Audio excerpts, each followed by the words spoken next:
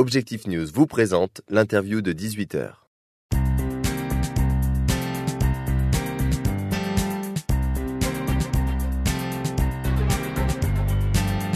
Bonsoir et bienvenue sur objectivenews.tv. Merci de nous rejoindre pour l'interview de 18h. Ce soir, nous recevons Thomas Fantini, fondateur et dirigeant de la compagnie des Pergaux. Bonsoir. Bonsoir.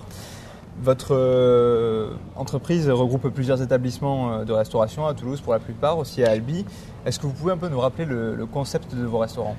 Tout à fait, on est sur un concept très sud-ouest avec une dominance de tendances et de valeurs de notre région, autant dans l'assiette que dans la décoration et dans l'ambiance. Et on décline le concept autour de 3 pôles qui sont la restauration et les restaurants à la pergola, l'hôtellerie avec Pergotel et une formule un peu plus snacking qui est plus récente qui s'appelle Pain et Pergo. D'accord.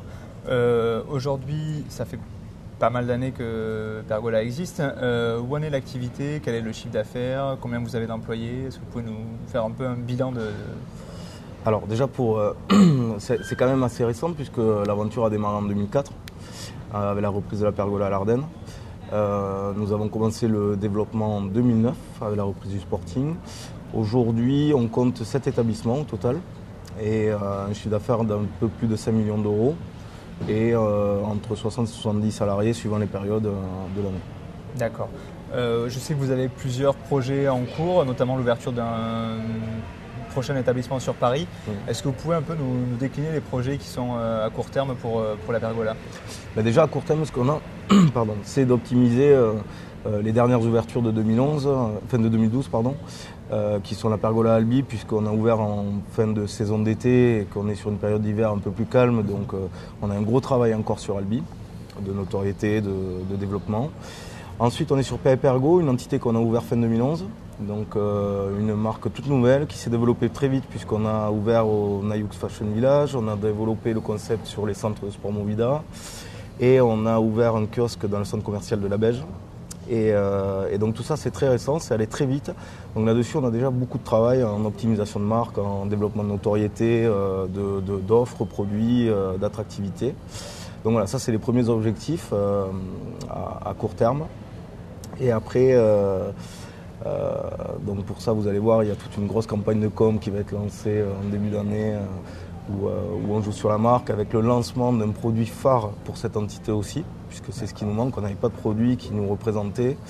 Donc là ça y est, ça va arriver, donc ça c'est la surprise d'ici un mois.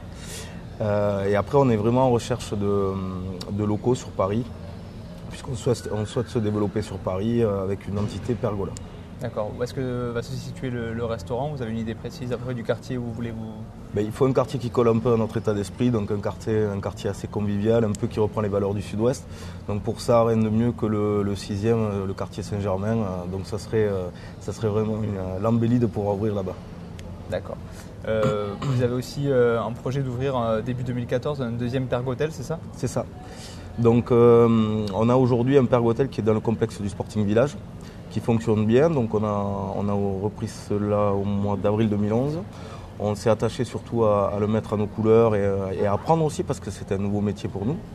Et donc aujourd'hui, un peu sous la même base que le Sporting Village, on souhaite développer cette entité-là sur un complexe d'environ 30 chambres et salles de réunion sur une zone, on va dire, pas loin de Rocentre. Pas loin de Rocentre, d'accord. Mais merci de nous avoir répondu à nos questions et merci de nous avoir suivis sur objectivenews.tv. Bonsoir. Merci à vous, bonsoir.